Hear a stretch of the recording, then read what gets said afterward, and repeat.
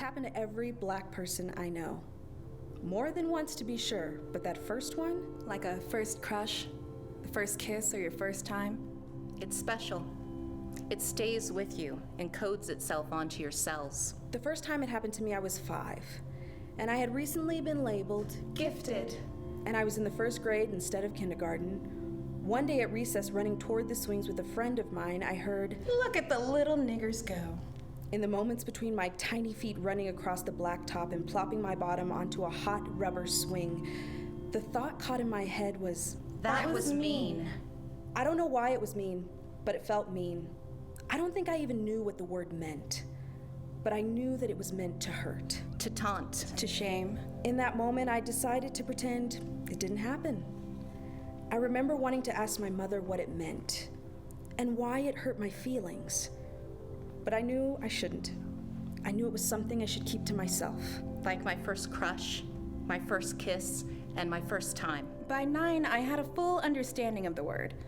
Upon hearing it thrown at my sister and I as we walked home from our bus stop, it landed in my stomach like a bowling ball being shot from a cannon, doubling me over, knocking the wind from me, almost sending me to my knees. Fuck you!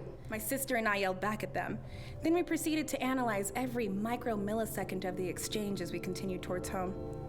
They were white boys, probably from the high school. They held their cigarettes out the window of their white truck like a Marlboro commercial. Assholes! My sister said over and over. I wish there was a word we could have called them that would have made them feel the way that word made us feel. But there wasn't. And there isn't. Upon entering our apartment, neither of us said a word about it to my mother. It was something that we kept between us. Like our first crushes, first kisses, and our first times. By high school, it started to cut less. Having acclimated to the sting of the word, I knew how to catch it between my ears and my throat, chew it up between my teeth, and spit it out before it was swallowed down into the soft of me. In college, I remember taking a road trip with my friends to Wyoming, stopping to get gas in this rundown tiny place near the border, just over the edge of the Colorado line. I stayed in the car. I knew towns like this. I wasn't getting out of the car for nothing. Didn't matter how much I had to pee. Still, from 2 older, dirty-looking men by the door. Look at that bunch of hippies. And they got themselves a house nigger. House nigger that looks like a car nigger to me. Fucking hysterical, right? This time, the pain of my reality came from looking at the faces of my friends and knowing they would say nothing. They would do nothing. They would pretend it was nothing. It's what we do for survival. We chew up the words used to describe us, do our best to spit out what we can, to swallow as little as possible so we don't start to rot inside. But still, those small pieces that get ingested change us, make us hard. Teach us to keep our eyes down in certain places. To keep our mouths shut in certain circles. Keep our tempers clamped tight behind our teeth. And you wonder why we don't smile more. Most of the time, we're trying not to burn down the whole world to the ground with our ingested rage. But we don't. Because we don't want to seem aggressive, loud, angry, intimidating, ungrateful. When it happened for the 100th time, it had become a detested but almost normal part of being brown in this white world. Slightly expected, but still a sting of shock when it hit with its sound. My wife and I were sitting in the turn lane on our way to pick up, I don't remember, one of those random things that you pick up when you go to a Walgreens. As I started to turn into the parking lot, I didn't see the overweight white lady walking across the turn-in. Seeing her, I slammed on my brakes, coming to an abrupt stop about 8 feet away from her. Seeing that I had scared her, I called out, "I'm sorry, I didn't see you," and waved for her to continue on. She looked right at me and said, "Stupid nigger," and kept walking. Did that just happen? These words from my white wife struck dumb sitting in the passenger seat. Until this point in our relationship and in her life, she had never heard that word used against someone she loves. She'd heard the word before, of course she had. Growing up in the Midwest, she heard it muttered with disdain over the news. Or under a breath during conversation, but never thrown anywhere near her heart. There she sat, experiencing her first. and there I sat at 100. On the outside, I let 100 hit me and pop like a rainbow bubble caught on the wind. Are you fucking kidding me? Again, from my wife, now angry, livid to the point of impending action, not understanding my lack of inaction at all. Aren't you angry? What am I to tell her?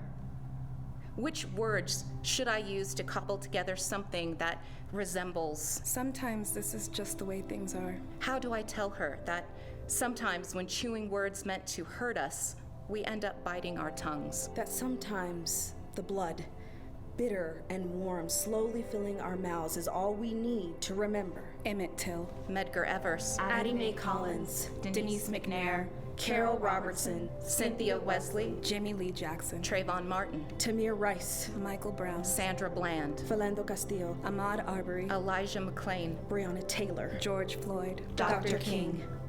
And I don't know how to explain this to her. I make no attempt to try. I make no attempt to stop her from finding the same white woman in the Walgreens so she can have a conversation with her. I make no attempt to stop her from apologizing to me for that woman's words. I make no attempt to try to rationalize any of it. I'm too busy swallowing my own blood.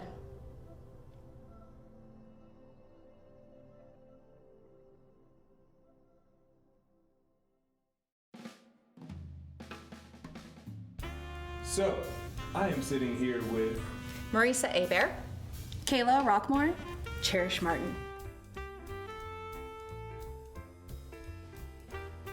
It doesn't. There's not a lot of minority actors in Colorado Springs, and there's definitely not a lot of BIPOCs in Colorado Springs. So really, this is just a piece that speaks to us and for us and about us. lovely. Amen.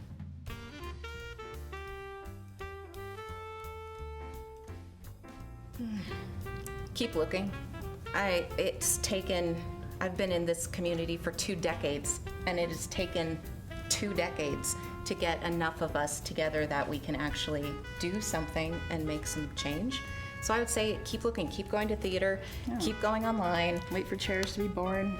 Yep, we just had to wait for Cheerish to be born. Find Cheerish. Yes. I want them to understand and know that this is our truth.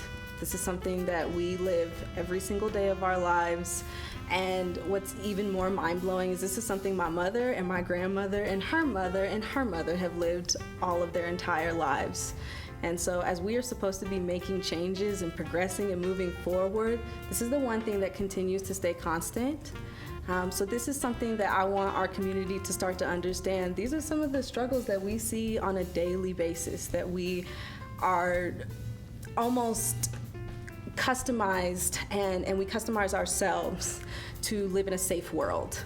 And it's I think it's time that we're done with that. We're no longer going to do that. We're going to speak our truths. We're going to call out when racist activity is happening. We're going to call out the quiet racism, the loud racism.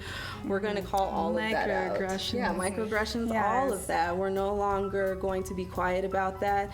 And even more importantly, and more creatively, we get to make art out of it, Right. out of some of the trauma that we experience. Yeah, it's the easiest way to make people feel comfortable. Absolutely. Well, And that's the thing. Don't be comfortable. Call your senator. Write your senator. Like, don't just consume something and have your white guilt alleviated for a night because you watched. Like, you can take it home with you and do something to make a difference. There's not enough of us to do it. Amen.